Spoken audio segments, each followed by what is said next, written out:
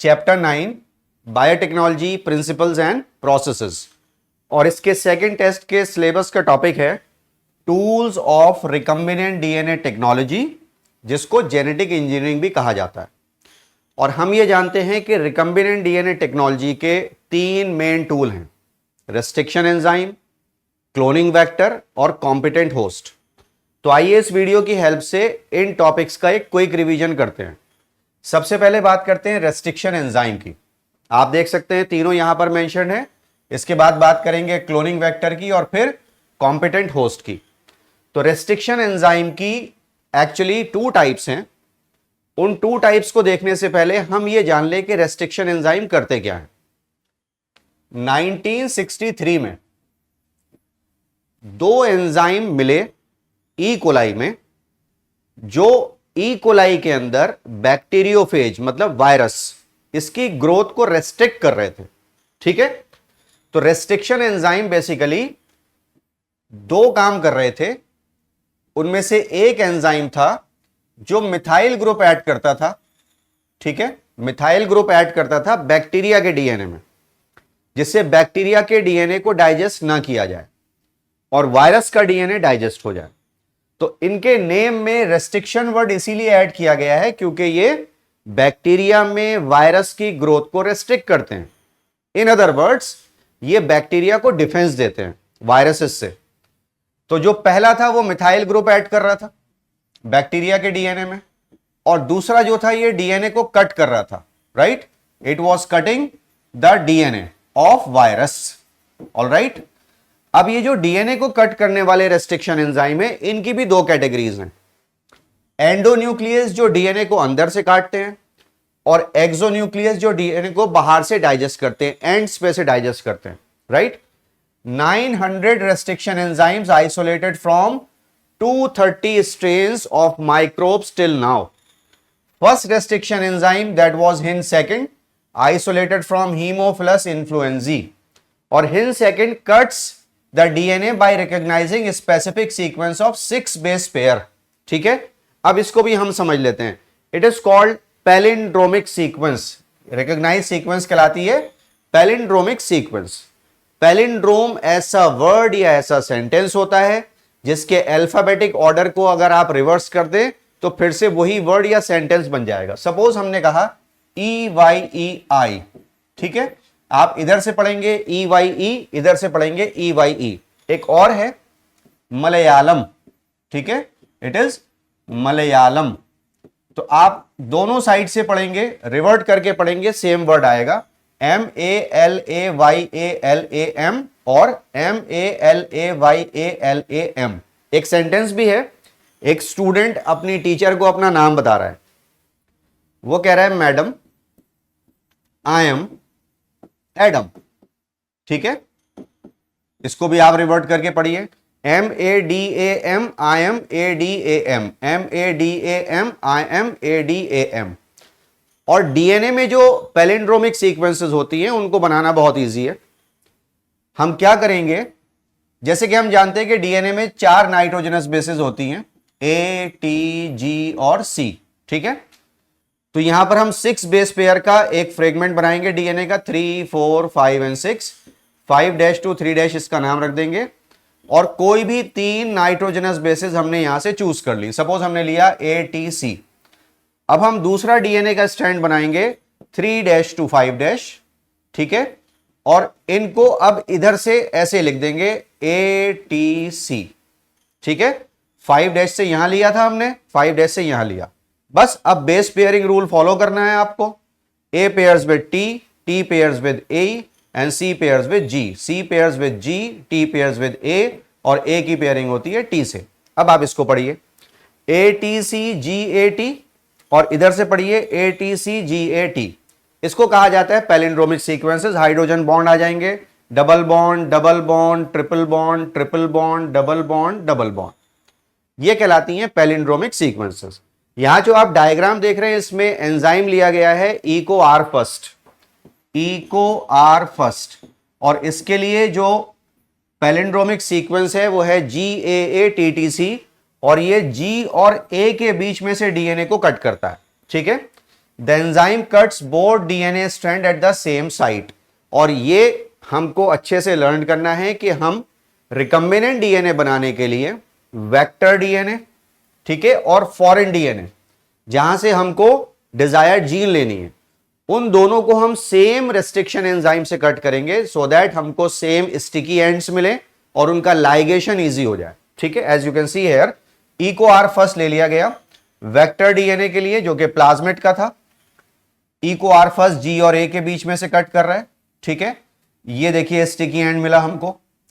फिर यहां पर भी फॉरेन डीएनए के लिए ई को आर फर्स्ट जी और ए के बीच में से कट कर रहा है, यहां फिर से स्टिकी एंड मिला। अब इन दोनों को ज्वाइन कर दिया गया with the help of enzyme DNA ligase और ये मिल गया हमको रिकम्बिनेंट डीएनए। रिकम्बिनेंट डीएनए कैसे बनता है? जब वेक्टर डीएनए के साथ डिजायर्ड जीन को या फॉरेन डीएनए को ऐड कर दिया जाता है। और आप देखिए steps in the formation of recombinant DNA by action of restriction endonuclease enzyme E co R first. अब ये लर्न करते हैं कि एंजाइम का जो नाम है वो कैसे रखा जाता है। नोमेनक्लेचर ऑफ रेस्ट्रिक्शन एंजाइम, यहां पर एंजाइम है ई को आर फर्स्ट। जो फर्स्ट लेटर है वो माइक्रोब के जीनस से आता है। माइक्रोब था एस्चेरिशिया, जीनस का नाम था एस्चेरिशिया। सेकंड टू लेटर्स आते हैं स्पीशीज से, स्पीशीज है कोलाई, तो ई को, और फिर स्ट्रेन था RY13, यहां से ये लेटर आ गया आर, और फिर जो ऑर्डर ऑफ आइसोलेशन है, सपोज पहला मिला तो उसको फर्स्ट, सेकंड मिलेगा उसको सेकंड, लाइक दिस। अब यहां आप देख सकते हैं ब्लंट एंड और स्टिकी एंड, जिनको स्टैगर्ड कट भी बोलते हैं। There are some restriction enzyme जो डीएनए को बिल्कुल ब्लंटली कट करते हैं। और वो कैसे होगा, देखिए इधर ये डीएनए है 5 prime to 3 prime, 3 prime to 5 prime. तो अगर रेस्ट्रिक्शन एंजाइम इस तरह से कट कर रहे हैं बिल्कुल आमने सामने से, ये कहलाता है ब्लंट कट। और इसके एग्जाम्पल एंजाइम के हैं SMA first, Eco RV, PVU second और हिन सेकंड। स्टिकी एंड या स्टैगर्ड कट क्या होगा, जैसे अभी हमने इको आर फर्स्ट के केस में देखा, this is 5 prime to 3 prime, this is 3 prime to 5 prime. ठीक है, जी और ए के बीच में से कट कर रहा था, ये स्टैगर्ड कट है। और स्टिकी एंड्स हमको मिले, एग्जाम्पल है Eco R first, BAMH first, Hin third और PST फर्स्ट। यहां वो बात आ गई जो मैंने आपको अभी वीडियो की स्टार्टिंग में बताई। In the year 1963, two enzymes responsible for restricting the growth of bacteriophage in E. coli were isolated. ठीक है, तो रेस्ट्रिक्शन एंजाइम एक्चुअली डीएनए को कट करते हैं, ये उनका फीचर हम यूज करते हैं। बट बैक्टीरिया के लिए क्या कर रहे हैं, बैक्टीरिया को ये डिफेंस दे रहे हैं वायरसेस से, बैक्टीरियोफेज से, इसीलिए इनका नाम है रेस्ट्रिक्शन। ऑलराइट, ये नेम ऐड किया गया। तो इसमें जो फर्स्ट एंजाइम था वो मिथाइल ग्रुप ऐड कर रहा था बैक्टीरियल डीएनए में, रिमेंबर। तो bacterial DNA methyl group add होने के बाद वो सेव हो जाता है रेस्ट्रिक्शन एंजाइम से, एक्सोन्यूक्लियस और एंडोन्यूक्लियस से, और वायरल डीएनए कट कर दिया जाता है। और उसके बाद में रेस्ट्रिक्शन एंडोन्यूक्लियस जो कटिंग कर रहे हैं। Ligase, when foreign DNA and vector DNA are cut by the same restriction enzyme, जिससे हमको सेम स्टिकी एंड्स मिल जाएं। The resultant DNA fragments have the same kind of sticky end which facilitate joining of fragments by DNA ligase.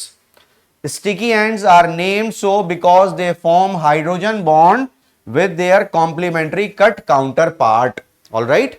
तो actually ये कहलाती हैं overhanging segments, sticky ends. और palindromic sequences मैंने आपको बता दिया, read same on the two strands from any direction when orientation of the reading is kept the same। मतलब अगर आप 5 प्राइम टू 3 प्राइम एक स्ट्रैंड में पढ़ेंगे तो वही सीक्वेंस आएगी 5 प्राइम टू 3 प्राइम दूसरे स्ट्रैंड में। अब बढ़ते हैं सेकंड टूल की तरफ, जो है क्लोनिंग वेक्टर। वेक्टर एक्चुअली जो चूज किए गए थे वो थे प्लाज्मिड। प्लाज्मिड होते हैं स्मॉल रिंगलेट्स, छोटे छोटे से रिंगलेट्स होते हैं डबल स्टैंडर्ड डीएनए के बैक्टीरियल सेल के साइटोप्लाज्म में। ठीक है, और दूसरे जो वेक्टर चूज किए गए थे वो थे वायरसेस जो बैक्टीरिया को इन्फेक्ट करते हैं, दे आर कॉल्ड बैक्टीरियोफेज। अब इनमें ऐसी क्या प्रॉपर्टीज थी जिससे इन्हीं को वेक्टर चूज किया गया?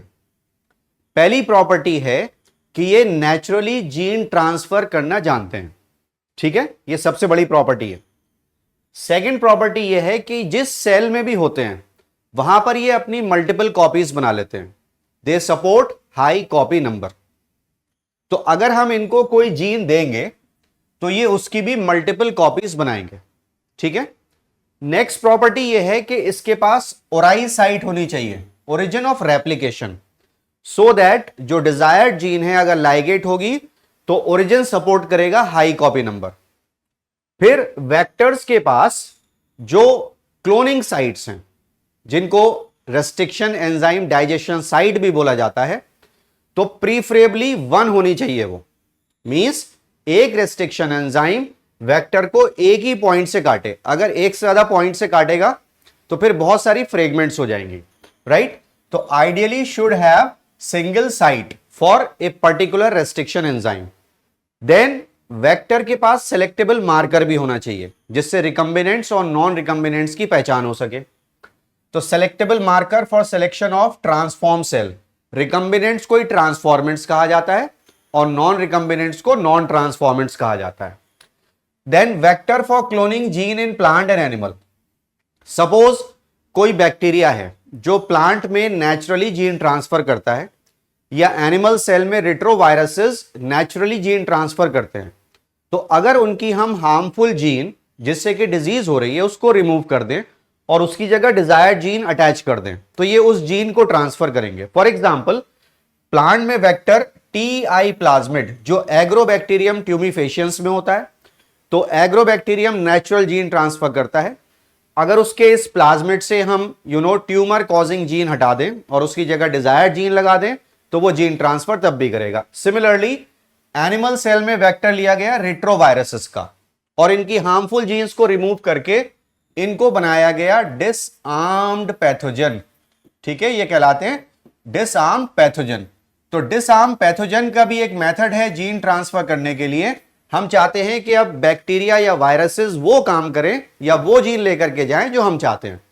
Now you can see the structure of PBR 322, plasmid of Bolivar and Rodrigues, Bolivar and Rodrigues 322।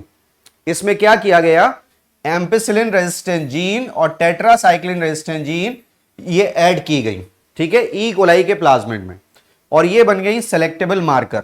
इसके पास आप देख सकते हैं ओराई साइट भी है और रॉप है, रेप्लिकेशन ऑफ प्लाज्मिड को सपोर्ट करने वाली जीन, और 8 रेस्ट्रिक्शन एंजाइम की रिकॉग्निशन साइट आप देख सकते हैं यहां पर, PST first, PBU first, EcoR first, CLA first, HIN third, BAMH first, SAL first, PBU second. ठीक है, देन ये है TI प्लाज्मिड एग्रोबैक्टीरियम ट्यूमिफेशियंस का।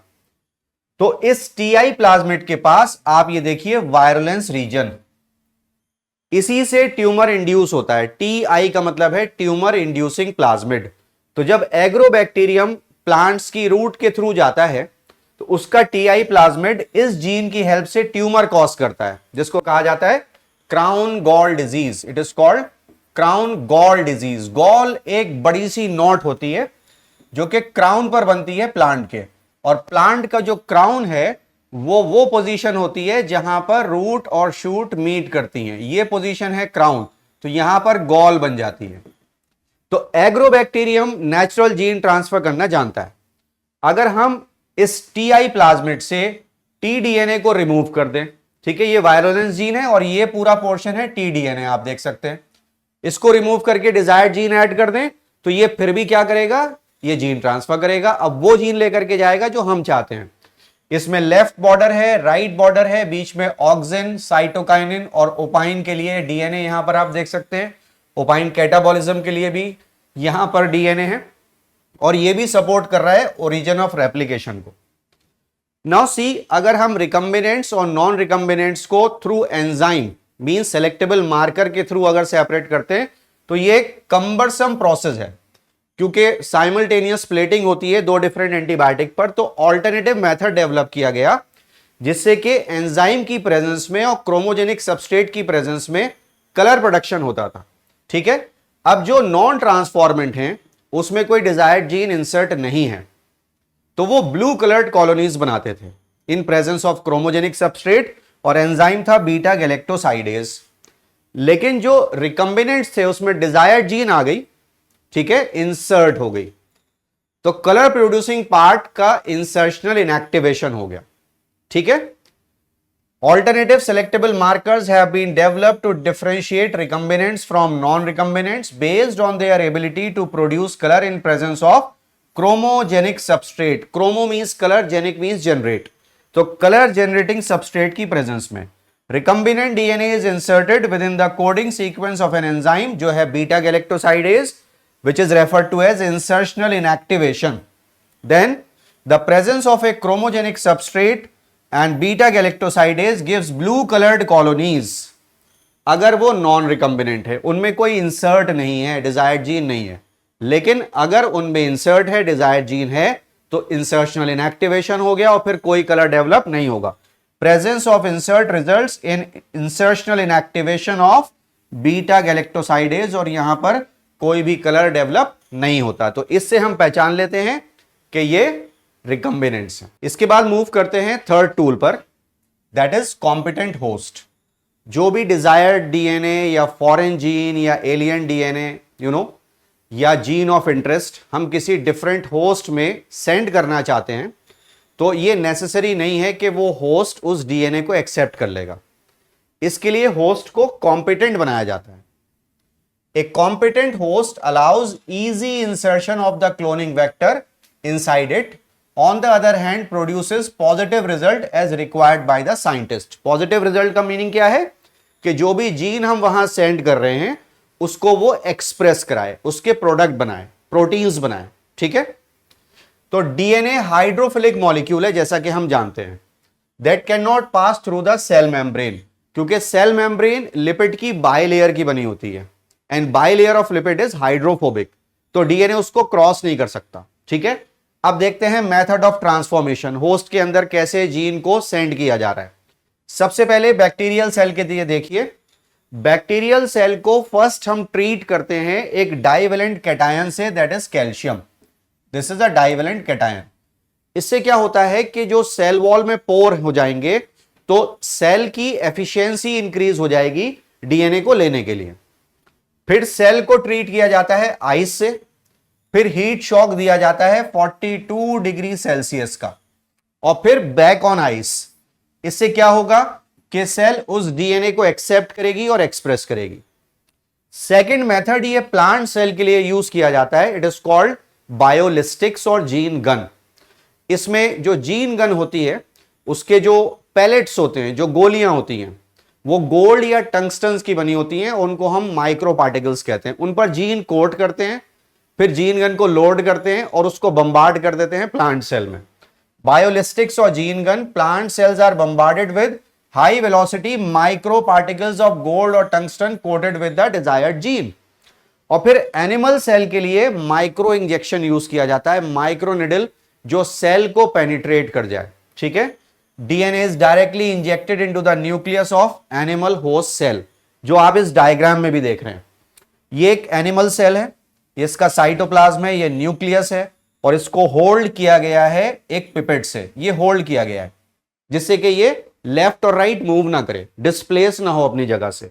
और फिर माइक्रो इंजेक्शन की माइक्रो निडल में डीएनए लोड किया गया और इस निडल को इस सेल के अंदर, सेल को पंक्चर करके भेजा गया और फिर उस डीएनए को यहां रिलीज कर दिया गया. ठीक है. और एज वी नो कि जब होस्ट कॉम्पिटेंट होगा, आपने डीएनए भेजा तो वो रिकम्बिनेंट प्रोटीन्स बनाएगा. और इसके साथ साथ अभी जैसे वीडियो में मैंने आपको बताया कि डिसार्म पैथोजन का भी मेथड है जीन को इंसर्ट करने के लिए होस्ट में. ठीक है. अब जब हमारे पास किसी भी डिजायर्ड जीन की कॉपी है तो उसको हमें एम्पलीफाई करना है. ठीक है. जब कभी भी हम होस्ट डीएनए आइसोलेट करते हैं, उसके बाद में उसकी फ्रेगमेंट करते हैं रेस्ट्रिक्शन एंजाइम से, और फ्रेगमेंट्स को सेपरेट किया जाता है जेल इलेक्ट्रोफोरेसिस से. जब फ्रेगमेंट सेपरेट हो जाती हैं तो उसमें से डिजायर्ड जीन को हम जेल प्लेट से आइसोलेट कर लेते हैं. ठीक. तो ये जो जेल इलेक्ट्रोफोरेसिस का मेथड है वो रिलाई करता है इस पर कि डीएनए इज नेगेटिवली चार्ज, क्योंकि उसके पास फॉस्फेट है. और बेसिकली जब हम उसको इलेक्ट्रिक फील्ड में रन कराते हैं तो DNA moves towards the positive electrode.